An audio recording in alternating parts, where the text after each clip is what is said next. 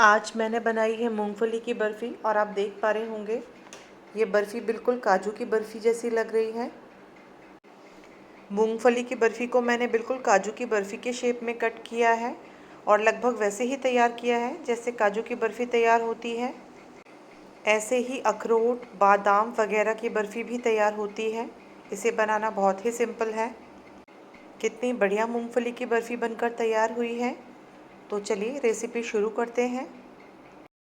इतनी बर्फ़ी बनाने के लिए मुझे लगभग 400 सवा 400 ग्राम मूंगफली लगी हैं और लगभग 200 ग्राम के लगभग चीनी यूज़ की है। इसके अलावा मैंने यहाँ कोई तीसरी चीज़ ऐड नहीं की है।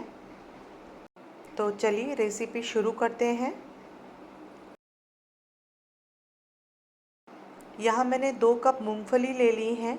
इन्हें हम अच्छे से सौटे कर लेंगे। मूंगफली को हम मीडियम आंच पे सौटे कर लेंगे। मूंगफली को मैंने लगभग 15-20 मिनट के लिए सौटे किया है। मूंगफली चलाते हुए सौटे करेंगे, नहीं तो ये नीचे से लग जाएंगी। काजू की बर्फ़ी, मूंगफली की बर्फ़ी में थोड़ी बहुत तैयारी लगती है। आप देख पा रहे होंगे मूंगफली अच्छे से सौटे हो गई है। इसे मैंने 15 से 20 मिनट के लिए सौटे किया है लगातार चलाते हुए। मूंगफली सौटे करने के बाद हम थोड़ी देर ठंडी होने के लिए छोड़ देंगे। जब मूंगफली ठंडी हो जाएंगी तब हम आगे का प्रोसेस शुरू करेंगे। मूंगफली थोड़ी ठंडी हो गई हैं, इनके छिलके निकाल लेते हैं। यहाँ मैंने दोनों हाथों के बीच में मसलकर मूंगफली के छिलके निकाल लिए हैं। मैंने काफ़ी छिलके निकाल लिए हैं और थोड़ी मूंगफली ऐसे ही रहने दी है क्योंकि ये मूंगफली की बर्फ़ी है। आप चाहें तो सारे छिलके निकाल सकती हैं। मुझे मूंगफली की बर्फ़ी ऐसे ही अच्छी लगती है। मैंने मूंगफली काफ़ी साफ़ कर ली है। आप देख पा रहे होंगे 2-1 दाने हैं, उन्हें मैंने ऐसे ही छोड़ दिया है। आप चाहें तो मूंगफली एकदम साफ़ करके बर्फ़ी बना सकते हैं। यहाँ मैंने लगभग 1 कप शक्कर ली है। जितनी शक्कर उसका आधा पानी हम ऐड करेंगे। ऐसा करने से हमें चाशनी को बहुत देर नहीं पकाना पड़ेगा। यहाँ मैंने लगभग आधा कप पानी ऐड किया है। अब हम गैस ऑन करके चाशनी तैयार कर लेंगे। ये बर्फ़ी मैं इंडक्शन पर बना रही हूँ, तो यहाँ मैंने इंडक्शन ऑन कर लिया है। चीनी को हम लगातार चलाते हुए पकाएंगे। आँच यहाँ मैंने मीडियम ही रखी है क्योंकि हमने कम पानी ऐड किया है, इसलिए चाशनी जल्दी तैयार हो जाएगी।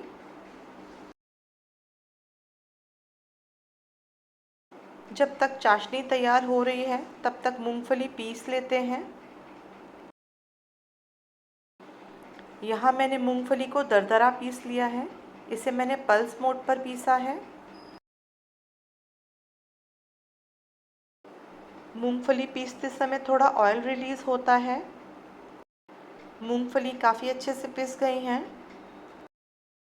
यहाँ मैंने एक साफ़ थाली ले ली है। इसमें जो मिक्सी में हमने मूंगफली ग्राइंड की हैं उन्हें हम निकाल लेंगे।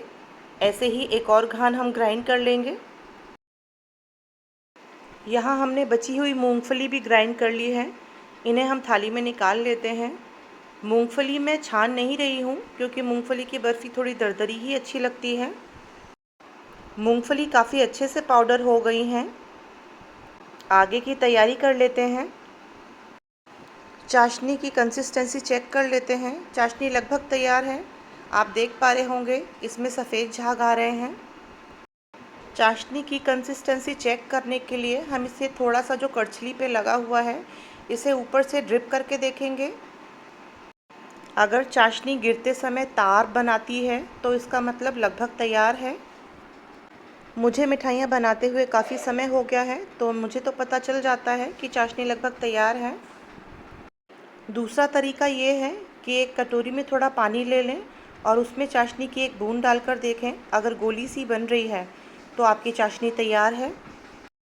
यहाँ मैंने एक बूंद चाशनी उंगली के बीच में लेकर देखी है। आप देख पा रहे होंगे इसमें तार बन रहे हैं। चाशनी लगभग तैयार है। अब जो मूंगफली को हमने पाउडर किया है उसे हम चाशनी में मिक्स कर लेंगे और चलाते हुए पका लेंगे।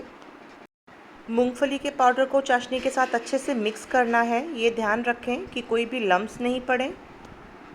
यहाँ जो मूंगफली हमने पाउडर की हैं उन्हें हम थोड़ा थोड़ा करके चाशनी में ऐड करेंगे और ऐड करते समय चलाते रहेंगे। यहाँ मैंने थोड़ा थोड़ा करके सारा मूंगफली का पाउडर चाशनी में ऐड कर लिया है। अब हम मूंगफली की बर्फ़ी को लगातार चलाते हुए पकाएंगे। आंच बिल्कुल धीमी कर दी है। हमें इसे ज़्यादा नहीं पकाना है, बस इतना कि जैसे ही आप नोटिस करें कि ये थोड़ी सी गाढ़ी हो रही है, वैसे ही हम गैस ऑफ कर देंगे। मूंगफली की बर्फ़ी मेरी मम्मी बनाती थी, इसीलिए ये मुझे भी बहुत पसंद है। अब हम मूंगफली की बर्फ़ी को थोड़ा चलाते हुए पका लेंगे। मूंगफली की बर्फ़ी लगभग तैयार है, इसलिए अब हम इसे ज़्यादा देर नहीं पकाएंगे। इस स्टेज पर इसमें मैंने 1 टेबलस्पून घी ऐड किया है। घी ऐड करने से जो डो हम तैयार करेंगे वो थोड़ा चिकना रहेगा और इसे बेलने में आसानी रहेगी। बस अब 1 से 2 मिनट के बाद हम आंच बंद कर देंगे। यहाँ मैंने आंच बंद कर दी है। अब इसे हम 5 से 6 मिनट के बाद बीच बीच में चला लेंगे। आप देख सकते हैं जब मैं मूंगफली की बर्फ़ी को चला रही हूँ तो ये नीचे तली छोड़ दे रही है। ये जो मूंगफली का डो हमने तैयार किया है इसे 10 से 15 मिनट के लिए हम छोड़ देंगे। बीच बीच में इसे चलाते रहेंगे 5 से 6 मिनट के गैप पर। आप देख पा रहे होंगे ये डो काफ़ी गाढ़ा हो गया है, काफ़ी थिक हो गया है। बस हमें ये ध्यान रखना है ये ऊपर से सूखे नहीं, इसलिए हम इसे बीच बीच में चलाते रहेंगे। जब ये डो थोड़ा ठंडा हो जाएगा तो इसे हम किसी प्लेट पर निकाल लेंगे।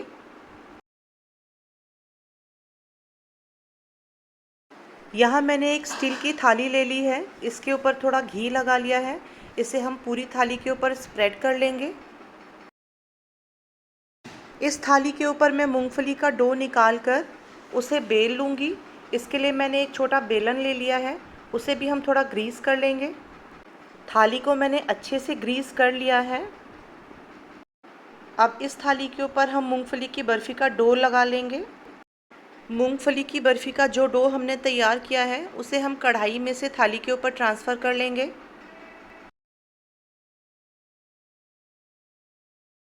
यहाँ मैंने मूंगफली की बर्फ़ी का सारा डो थाली पर निकाल लिया है। अब इसे हम बेल लेंगे।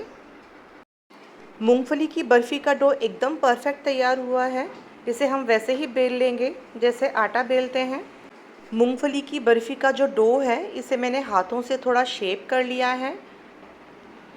जैसे हम गेहूं का आटा लगाते हैं लगभग वैसा ही डो तैयार हुआ है।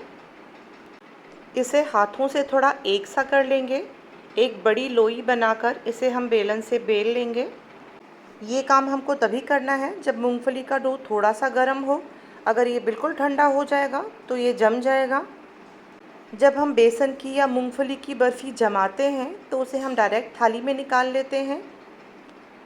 ये मूंगफली की बर्फ़ी हम वैसे ही तैयार कर रहे हैं जैसे हम काजू कतली बनाते हैं।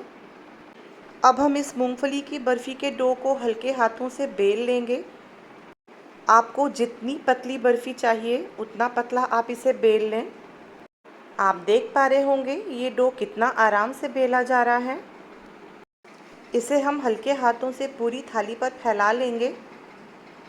यहाँ मैं चांदी का वर्क नहीं यूज़ कर रही हूँ, मैं ज़्यादातर एडिबल ग्लिटर यूज़ कर लेती हूँ। चांदी का वर्क मुझे थोड़ा सा अनहाइजीनिक लगता है। वैसे तो चांदी का वर्क आजकल मशीनों से तैयार होता है। मूंगफली की बर्फ़ी के डो को हमने पूरी थाली पर फैला लिया है और इसे सूखने के लिए छोड़ दिया था। 2-3 मिनट के बाद हम मूंगफली की बर्फ़ी कट कर लेंगे, क्योंकि जब ये सूख जाएगी तो आराम से कट नहीं होगी। इसमें कट्स लगाने के बाद हम बर्फ़ी को सूखने के लिए 10-15 मिनट के लिए छोड़ देंगे। यहाँ मैंने बर्फ़ी में एक तरफ से कट्स लगा लिए हैं। अब हम दूसरी तरफ से भी कट्स लगा लेंगे। कट्स अगर इवन होंगे तो देखने में ज़्यादा अच्छे लगेंगे। अब हम दूसरी तरफ से भी कट्स लगा देंगे। यहाँ मैं मूंगफली की बर्फ़ी डायमंड शेप में ही कट कर रही हूँ, जैसे काजू कतली होती है। जो साइड के छोटे पीसेस हैं उन्हें हम घर में कंज्यूम कर सकते हैं। मूंगफली की बर्फ़ी कट करने के बाद हम इसे 10-15 मिनट के लिए बिल्कुल छोड़ देंगे, जिससे ये आराम से शेप ले ले। एक आध मूंगफली का दाना रह गया है, पर जैसा मैंने आपको बताया, मूंगफली की बर्फ़ी में मुझे दरदरी मूंगफली ही पसंद है। मूंगफली की बर्फ़ी बहुत टेस्टी बनती है और मैं शर्त के साथ कह सकती हूँ कि आप एक पीस खाने के बाद रुक नहीं पाएंगे। मूंगफली की बर्फ़ी कट करने के बाद हम इसे थोड़ी देर सूखने के लिए छोड़ देंगे। मूंगफली की बर्फ़ी सेट हो गई है, इसके पीसेस निकाल कर रख लेते हैं। मूंगफली की बर्फ़ी मैंने डायमंड शेप में ही कट की हैं। जो बीच की बर्फ़ी हैं उन्हें हम सर्व करने के लिए रख लेंगे और जो किनारे के टुकड़े हैं उन्हें हम घर में कंज्यूम कर सकते हैं। यहाँ मैंने मूंगफली की बर्फ़ी एक प्लेट में निकाल कर रख ली है। आधा किलो सामान से हमारी मूंगफली की बर्फ़ी काफ़ी अच्छी बन के तैयार हो गई है, अच्छी मात्रा में।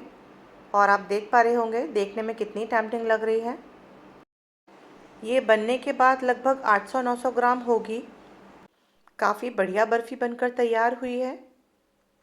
ऐसे ही आप अपनी चॉइस के हिसाब से बादाम की बर्फ़ी, अखरोट की बर्फ़ी, काजू की बर्फ़ी बना सकते हैं। अगर रेसिपी अच्छी लगी तो लाइक और सब्सक्राइब करें। मेरे चैनल को अपने फ्रेंड्स और रिलेटिव्स में शेयर करें। Thanks for watching this video.